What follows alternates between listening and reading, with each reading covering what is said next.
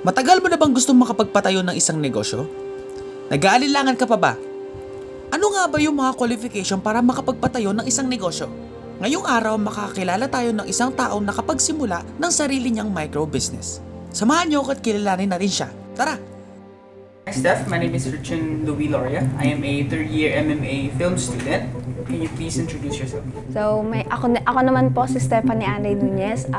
I'm an EDUC student and nag-aaral po ako sa Cavite State University, Carmona, and I own my business named Step by Step. From this moment, after 5 years, nakikita ko yung business ko as nag-expand na internationally. Tapos, nakapagpagawa na rin ako ng sarili kong art studio kasi ngayon po ay nahihirapan po ako kapag sa bahay po talaga gumagawa ng limited po yung space ko sa paggawa and di po ako nakakagawa freely. So, ayun po. Bala ko rin po na gawan po or magpatayo ng small business or physical store if ever po na ma-showcase po yung mga arts ko and handmade crafts. Yun po. Following trends is always a good choice kasi po, 'di ba, nakikisabay tayo sa uso and ano po, at ang plano ko po sana is gusto ko po din sanang i-follow po yung trends and at the same time gagawa din po akong backup plan kasi para po sa akin hindi po porket nag-follow po tayo sa trends ay mag-work para sa atin. So, I need the backup plan din po if ever. Naging interested po ako nun sa calligraphy nung yung dad ko po kasi is talaga nagka-calligraphy po talaga nung kabataan niya. Gumagamit po siya ng nibs and ink talaga. Siya po yung marunong talaga dun sa ganon. Then, nung grade 9 ako, dun po nauso yung calligraphy talaga. Tapos nag-interested po ako since yung dad ko ay nagaganon talaga. So, pinush ko na po talaga yung calligraphy. Then, ayun po, nag-start po ako noon mag-practice po muna. Tapos, ano din po ako, business din po ako noon dati sa acrylic keychains lang naman po, dati po. Para po din ma-practice yung calligraphy skills ko. Yun po. Ayun nga po, nung grade 9 po ako, nung mag-start po ako noon na naging interested po sa calligraphy. Naging isa po akong artisan member club, sa artisan club po sa school po namin, which is the Carmona National High School. Panandalian lang po yun. Tapos, nakita ko po kasi dun sa exhibit nila na may nagka-calligraphy po talaga. So, parang na-motivate din po ako na kaya ko din to. So, ayun po. Na-encourage po ako na mag-calligraphy. Ayun po. Hiniram ko lang talaga yun sa mother ko kasi wala talaga ako pang puhunan. Pero yung panimula ko po noon, yung sa acrylic keychains, baon-baon lang talaga yun po. Talaga, ipon-ipon lang. Tapos nung modern calligraphy workbook ko talaga, hiniram ko po yung actually parang 1 to 2K po. Muna po. Starting lang po sa workbook. Ayun po. Para ma-purso ko po to. Tapos, ayun po na Sa simula po talaga, hindi po talaga maganda po yung benta, yung sales po. Kasi talagang mahirap mag-market, magbenta sa iba na hindi mo kakilala. Kasi i-gain mo po muna yung trust nila para bumili sila sa'yo. Tapos yung quality ng products mo, kailangan nakikita din nila sa pamamagitan po ng mga feedbacks po ng customers mo po before. Since starting pa po ako, wala po talaga nagre-risk na customers, kaya mabagal po talaga. Yun. So, nung nagsimula ka, saan platform ka nagsimula? Like sa FB ba? other ayun social po. medias? Ganun? Yun po, sa FB po talaga. Nag-start po talaga ako noon sa mga classmates ko lang po talaga. Bali po, nung mag-start po ako mag-calligraphy, ano lang po talaga, magpa-practice lang ako sa mga folder po, sa mga portfolio English, ganyan. Talagang ganun po. Tapos, meron po akong classmates na what if, sabi po nila, what if, mag-commission ka, ganyan-ganyan, pabayaran mo yung ginagawa mo sa kanila. Tapos, ayun, doon, kikita ka. Tapos, nag-pop up po din yung idea ko na, what if I tried nga, na ano po. Tapos, doon na po nag-start talaga. Dati po, hindi pa po yun yung time ko po ng modern calligraphy workbook. Kasi before, i-publish ko po yung modern calligraphy workbook is nagsasell po ako ng tumbler, yung bale po yung clear tumbler or other colors ng tumbler is sinusulatan ko po talaga gamit yung white pen, tapos nagpapadesign sila, may konting illustration pero kahit mahirap, ayun, pinapadagdagan ko na lang po. Tapos dun po bumenta po yung business ko, and nagustuhan po nila. Marami po talagang more than batch po nun. Tapos ngayon po, na ano lang po ngayon dahil pinublish ko naman po yung modern calligraphy workbook. Nag-transition po ako sa Shopee nung mag-start po ako nun sa Tumblr. Sa Tumblr po talaga. Tapos, kasi po, meron pong umu-order sa akin sa Facebook, by Facebook po. Tapos, taga Mindanao pa sila. So, opo. Tapos, sabi ko, paano kaya yun? Ang layo nila, ang mahal ng shipping fee sa LBC. Sabi ko, what if mag-Shopee na lang ako para okay lang sa kanila, mas mura. Ganun.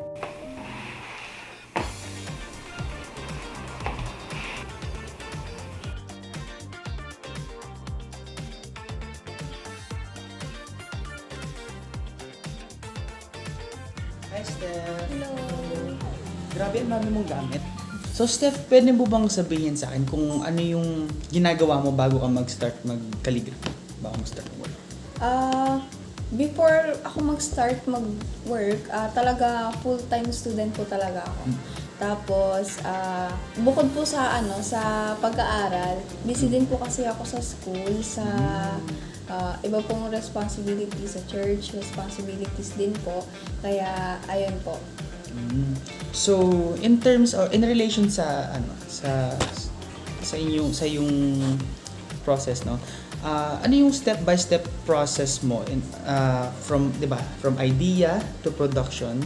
Tapos, 'di ba, may mga commissions ka din, no? Tapos, paano mo siya, yung step-by-step process mo from idea, workflow, tapos packing.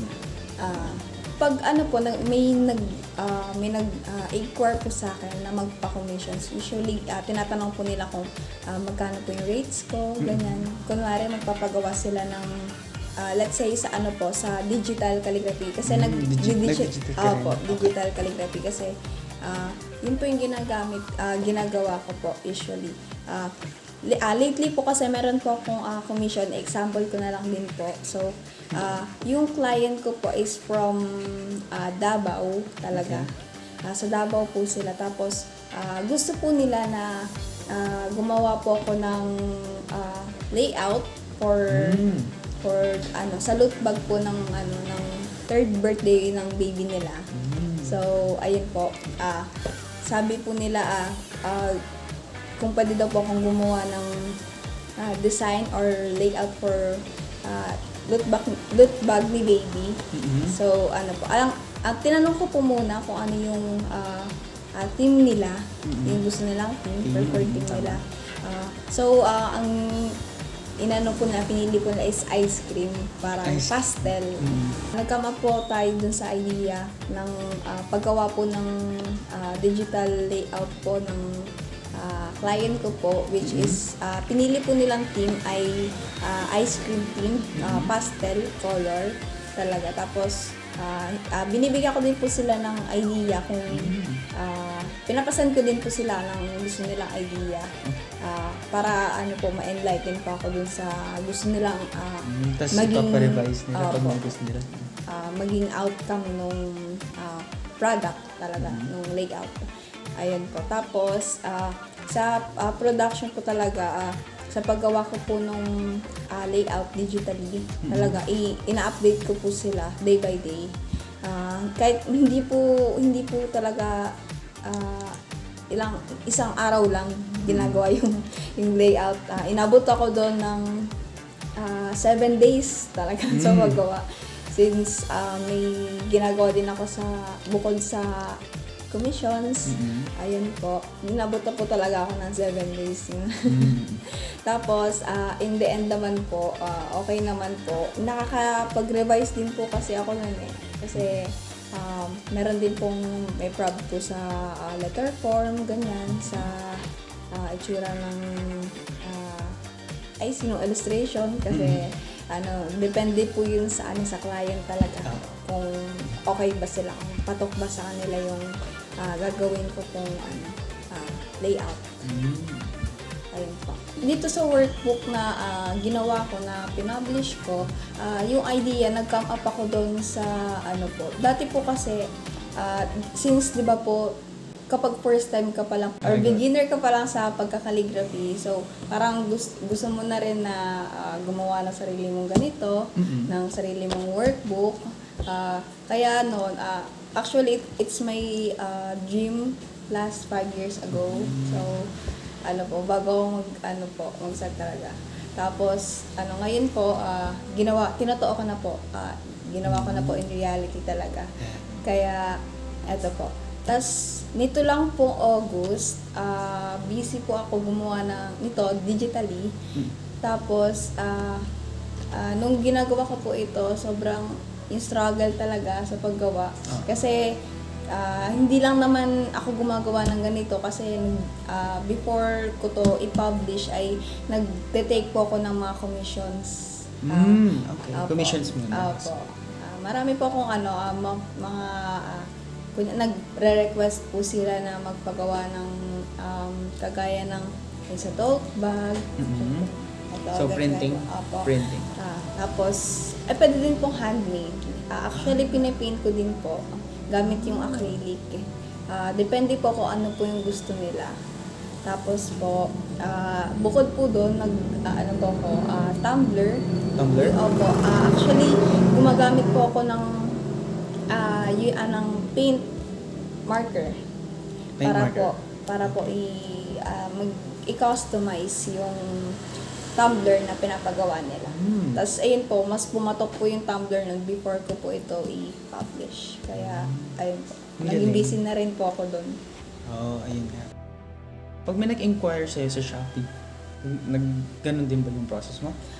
Kapag naman po may nag-inquire sa akin sa Shopee, madali lang naman po kasi usually ang tinatanong po nila sa akin doon sa Shopee is yung kung ano po yung available kong product. Kasi pag commissions naman po sa Facebook page ako. Kasi ang naka-post lang po sa akin doon is yung mga available na product ko po. Kagaya po nitong Modern Calligraphy Workbook.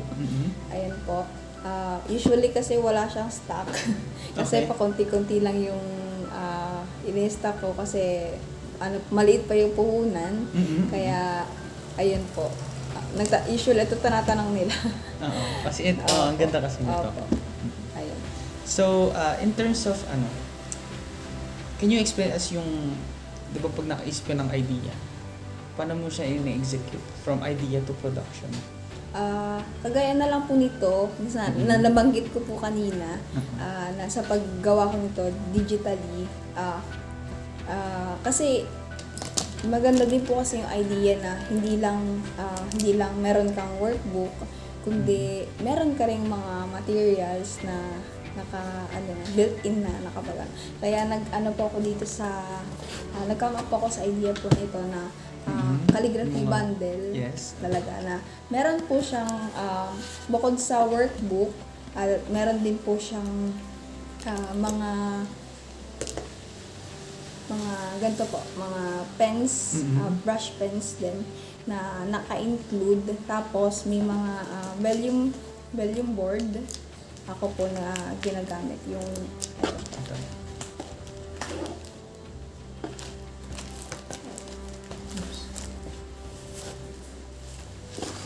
ayan. Matigas talaga siya para 180 GSM po siya. Okay. Opo. Para ano. Ayan po, ipinrint ko lang. Ang galing. Ang ganda. Kasi mas safe po na mag-calligraphy po sa vellum board compared sa mga lower na GSM papers. Kagaya ng yung sa mga notebooks.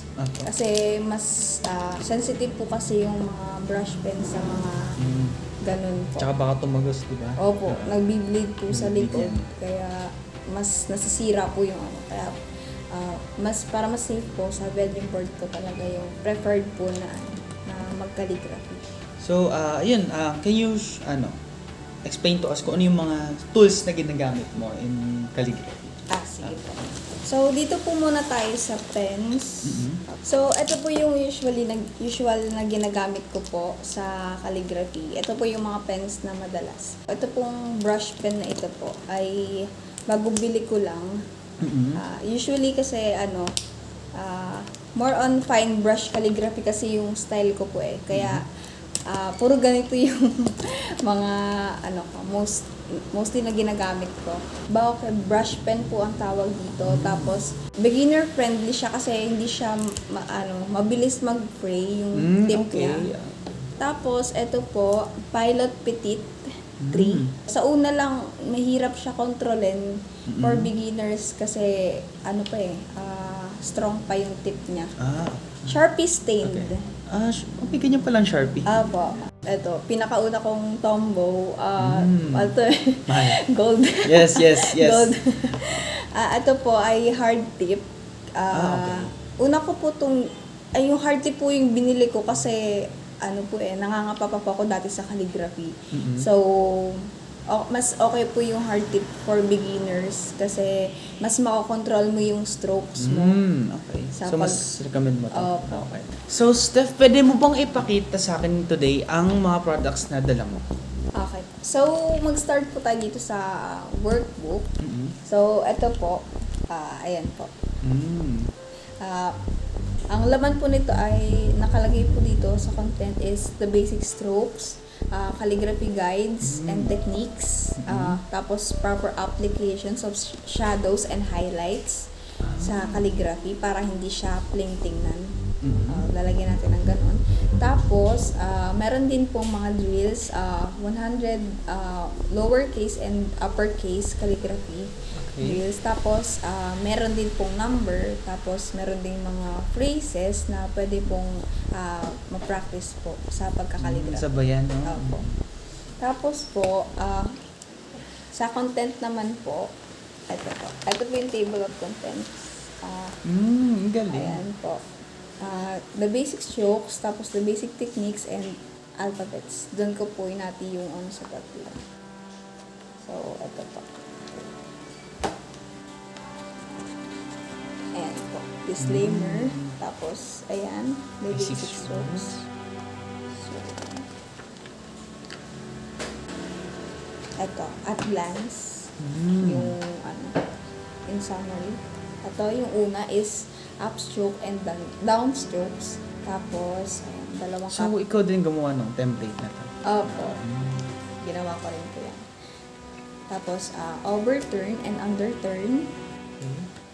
Tapos, compound curve and oval. Ganyan. Tapos, ito, ascending and descending loop. Ascending. Yan. Tapos next naman po is the basic techniques. Ito na po, dito na natin yung shadows and highlights. So, pinapakita ko po dito yung pwesto ng shadow and highlight. Kasi usually dapat opposite side sila. Kung andito yung shadow mo, dapat nandito yung highlight mo. Okay. Hindi pwedeng, nandito yung shadow mo, tapos nandito yung highlight mo. Parang, dapat contradicting sila. Ayan, ganyan po. Tapos, kung andito po yung light source, dapat ang shadow mo ay nandito. Kung nandito naman po yung light source mo, dapat ang shadow mo ay nandito. Ganun po. Tapos, ayan po. Ayan. Ano lang po, yung practice drill lang yan para mag-ano na siya. I-ano lang, trace lang, ganyan. Tapos, dito na po tayo sa highlights. Okay. Ayan po. Depende din po yun sa ano, sa kapal o sa nipis ng highlights na kayo pong bahala para magmukha siyang bouncy. Ganyan. So, di ba po, sinabi ko na yung shadow ay kabaliktaran ng light source, dapat nakapwesto. So, yung highlights naman po, dito po dapat siya, dito sa part na to, tapos ang shadow dito. Baliktad din siya. So, yung ano po, yung highlights po ay nasa pwesto rin po ng light source. Tapos kung nandito naman po yung light source nyo, dapat nandito rin po yung shadow. Ayan po. Depende na lang sa kung anong gusto nyo kapal na style. Tapos, ayan po, meron din pong sample para mag-ano highlight. Para ganyan siya kapag wala siyang highlight. Tapos, ayan po, alphabet. Ito, ayan. Lowercase. Tapos, uppercase. Usually, itong alphabet na ano, style ko lang po ito. Hindi po ito yung mismong ano talaga ng alphabet. In calligraphy lang, ito po yung style ko. Ayan po. A to D, A to H, I to L, M to P, hanggang dulo. Q, T.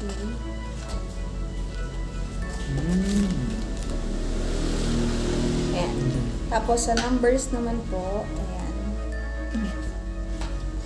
1 to 10. Ayan. Yeah. Tapos may sample pa rin po na ano. So, bali here, trace mo muna siya. Diba yung katulad na yun? Dito muna siya i-apply. Pwede mo na siya i-apply in blank. Ayan. Tapos, practice exercises. So, dito, hindi lang naman po yung alphabets ang kailangan mo. Siyempre, kailangan mo rin po i-practice yung Connect na, no? Ayan. Yan. Days of the week, Monday to Sunday. Tapos, ayan. Pwede mo rin kung ano, you're allowed to take a rest, tapos make it happen. Ito po ay inano ko lang, in-scan ko lang. Ito talaga ay traditional talaga na calligraphy. Sa papel ko talaga siya inano. Tapos, pinaprint ko na. Ganyan. Tapos, ito po ay ibang sample drills. Tapos, ayun po. Lastly, ayun lang. Tips lang. Ayan. Tapos, bukod po sa brush pen, pwede din po tayong gumamit ng pencil calligraphy if wala po tayong ganong budget. Kasi, medyo pricey po talaga yung mga brush pen. Kaya, yes, pwedeng magsimula muna sa pencil calligraphy since hindi naman siya brush.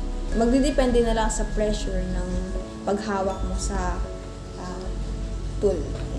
So, Steph, ngayon, can you teach me how to do calligraphy? Yes. Your style. So, ano po, dun po muna kasi tayo sa basics. Tas sunod natin yung style. So, yung una po is yung upstroke and downstroke. So, yung upstroke is, ano lang siya, pataas. Ganon. Isang linya lang. Ganon. Pag ganyan siya. Ay, mali. Ano lang siya? Ito. Yung pinaka-point, nakaganyan siya. So, Okay. parang ano lang siya, manipis lang. Ayan, upstroke. Tapos yung downstroke naman po is pababa naman, tapos nakaslant. Magiging ganito siya, makapal. Ganyan. Oh my God, I'm so sorry. Parang, mas makapal Mas pa. makapal pa po. Mas makapal. I-slant nyo pa po ng, ayan. Yan. Okay. Basta mas magkaiba sila. Tapos, yung susunod natin is yung tingnan natin dito. yung pagkakasunod dyan. Yan. Overturn and underturn. So, sa overturn, ito itong pataas. Bali, pagkasamahin na natin yung upstrokes tapos downstrokes. Okay. Magiging ganyan na siya. So, una dito, ano po, ganyan. Manipis lang muna. Tapos, pag pababa ka na po, saka mo yung pressure, bibigatan mo na po para Okay. mag-ano na siya. Yan po. So, yung una pa rin ay, yung una po ay makapal since downstrokes po yun. So, ganyan. Tapos, kapag papataas ka na, syempre, yung pressure ay gagaan na. Kaya magiging thin na po siya. Yan. Yan po. Medyo ano. Okay lang. Okay. Nag-ano din kasi sa ano. Tapos, sunod po natin is yung compound curve and oval.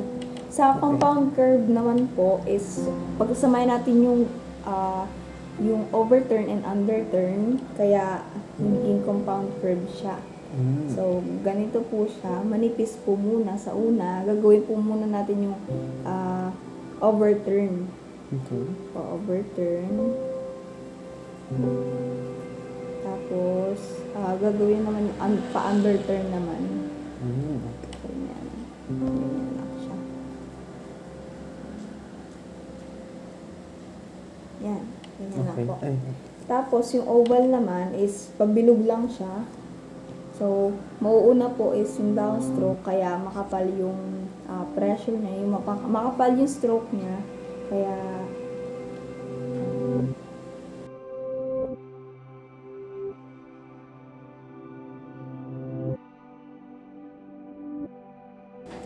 so, sa oval naman po is pabilog lang siya. Since downstroke yung una niya, makapal siya. Ganun. Okay. Ang hirap pala, no? Kasi kailangan mong, Kailangan hindi lang siya pressure basta, no? Opo. Yung hand movement mo rin. Kailangan din nakabantay.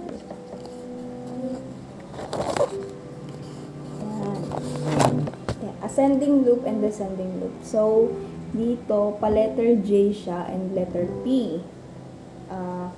Sa descending loop, ito po, pa-letter J siya. So, una ay downstroke muna, tapos pa-upstroke, pero sa right side naman siya papunta, hindi siya sa taas. Kaya, pagka Sige, try natin.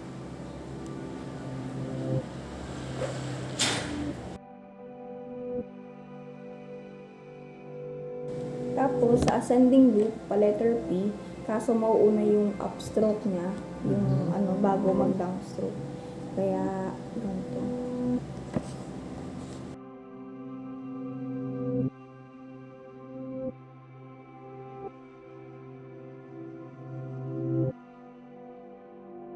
So, doon naman po tayo sa sa mga pangalan since na alam na po natin yung basics.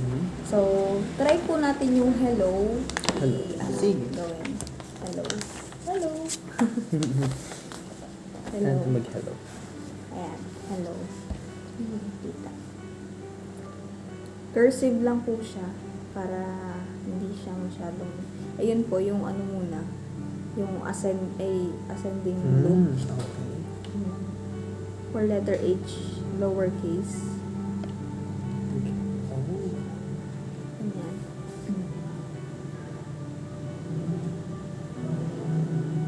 Basta po yung yung lagi lang tatandaan is yung upstroke po ay yung pressure po niya ay light lang. Tapos yung downstroke po ay mabigat po yung pressure dun. Kaya yun po yung rule sa calligraphy. Hello. Yan, okay. Hello. Okay, nagets ko na siya. Ang galing. Pakita natin. Hi guys, ito oh.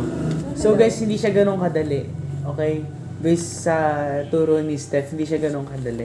Kasi hindi lang siya basta-basta pressure. Kailangan maano din yung kamay nyo when it comes to calligraphy. So, ayun. Ang galing, ang galing. Thank you, Steph. Try nyo po name nyo. Sige, try natin yung name natin.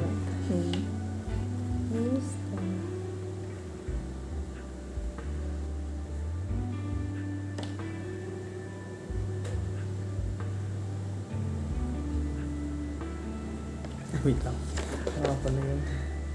Hindi ko kasi na-practice yung R eh. Paano yung R?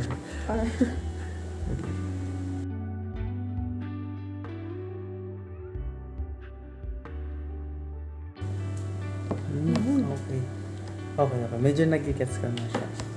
Ayan guys. My first calligraphy. Compared kay Steph. Hello, Steph. Ayan. So, ayun. So, ngayon, move on naman tayo. Let's say, example is order to. Paano natin ipapack to? Sige. So, una, syempre dapat may stock tayo. Ayan po. Eto. Ito po yung ginagamit ko, yung book pages. Bali, yung packaging po nito is handmade. Ginagawa ko lang siya. Bali, pinagdidikit-dikit ko lang. Okay. Bago ko siya magawa. Kung didikitin natin. Ano to? Like used book? Or... Use na.